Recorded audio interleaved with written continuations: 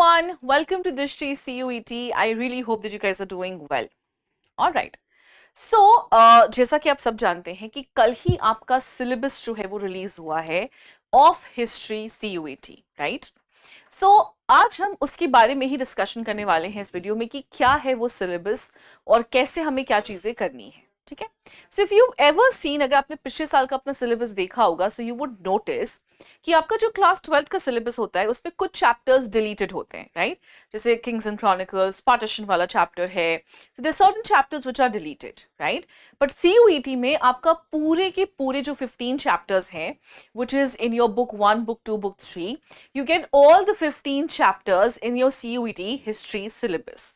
Till last year, this is exactly what was happening, right? But इस साल एक change किया गया है, और वो change क्या है? The change is that the chapters which were deleted, जो chapters आपके 12th boards के लिए delete हुए हैं, वही chapters आपके CUET portion में भी deleted ही हैं. Yes. सो जो आपका 12th बोर्ड का सिलेबस है ना, जो आपका 12th बोर्ड का सिलेबस है, सेम सिलेबस आपका CUET का भी है, ठीक है? That's exactly what we will discuss now. The first chapter, so the four chapters in book 1, they remain the same. उनमें कोई changes नहीं है. So Harappan civilization is there, kings, farmers and towns is there, kinship, caste and class is there, Buddhism and Jainism is also there. Fine. In book 2, you have one chapter which has been deleted. In totality, you have 5 chapters here. One chapter which has been deleted, which is your Kings and Chronicles. Fine. So you still have Through Eyes of Travelers, in which we discuss Francois Bernier, Ibn Battuta, Al-Biruni. भक्ति traditions जो है वो अभी भी है. Vijayanagar empire वाला portion जो है वो भी बिल्कुल है. पेजेंट जमींदार इन स्टेट है, यहाँ पे ये वाला पोर्शन भी है. अच्छा, यहाँ पे मैं एक चीज पॉइंट करना चाहूंगी कि पेजेंट जमींदार इन स्टेट में अगर आप देखेंगे आपके सिलेबस में this is particular section, particular topic एन ए अकबरी जो लिखा हुआ है, ठीक है? अच्छा, यहाँ पे एक प्रॉब्लम ये आती है कि एन ए अकबरी का जो पोर्शन है, this is been covered in peasant जमींदार इन स्टेट, ठीक है? लेकिन जो अकबरनामा का पोर्शन है, which obviously is the main book, वो आपके नेक्स्ट चैप्टर यानी कि किंग्स एंड क्रॉनिकल्स में कवर्ड है, जो कि डिलीटेड है. Fine. So when you preparing, please make sure कि आप एटलीस्ट जब एन ए अकबरी कर रहे हैं तो एन ए अकबरी फ्रॉम पेजेंट जमींदार in state and Akbarnama from kings and chronicles, आप दोनों को एक साथ करें for a better understanding and for more, ताकि आप इजिली क्वेश्चंस जो है वो सॉल्व कर सकेंगे. Okay, book 3 में we again have a few chapters which is being deleted. So we have colonialism and countryside. ये chapter आ रहा है. Revolt of 1857 is there. Mahatma Gandhi and the national movement is there. And making of the constitution is there. यहाँ पे chapters delete कौन से हुए हैं? So colonial cities और partition, understanding the partition, ये दो chapters हैं जो आपके delete हो चुके हैं. फाइन. इन चैप्टर्स को आपको नहीं पढ़ना है. नाउ आई एम श्योर कि आपको लग रहा होगा कि oh my God, this is such a good news कि हमें सिर्फ वही पढ़ना है जो हमारा 12th बोर्ड का सिलेबस है.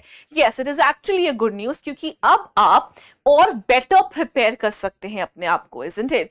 You don't have to read the extra chapters जिनको आपने साल में एक बार भी कभी नहीं पढ़ा है, and suddenly you have to read it for CUET. तो अब वो नहीं करना है.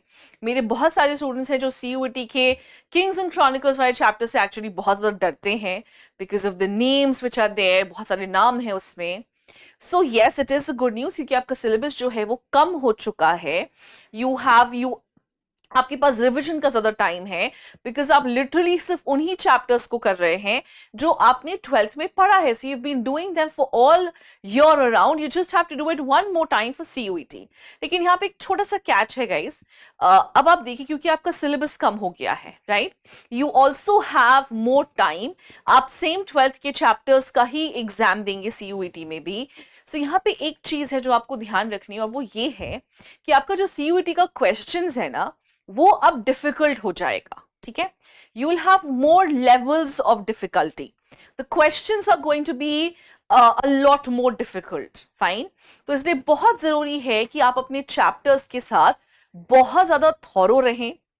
Don't miss out any line. ठीक है, कोई पिक्चर, कोई बॉक्स, कोई मैप, कोई सोर्स मत मिस कीजिएगा। पिक्चर्स के नीचे जो इंफॉर्मेशन दी जाती है उसको मत मिस कीजिएगा। लास्ट का जो आपका चैप्टर खत्म होता है उसमें एक ब्लू पोर्शन आता है, उसको नहीं मिस करना है।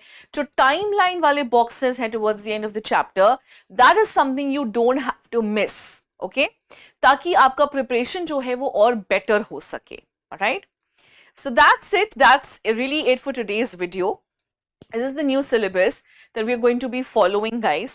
ठीक है, और still if you have any questions, any doubts, any queries, please feel free to let me know in the comment section below and I'll be more than happy to help you out with it. मुझे ज़रूर बताइएगा और मैं बहुत अच्छे से आपको explain करने की कोशिश करूँगी. So now you have to really upscale your preparation. ज़्यादा जोश के साथ शुरू कर दीजिए because the questions are going to be a little difficult. All right? So just in case you have any doubts, feel free to let me know in the comment section and I'll be more than happy to help you with it. This is me, Nikki Sinha, signing off. Till then, please take care. Bye-bye.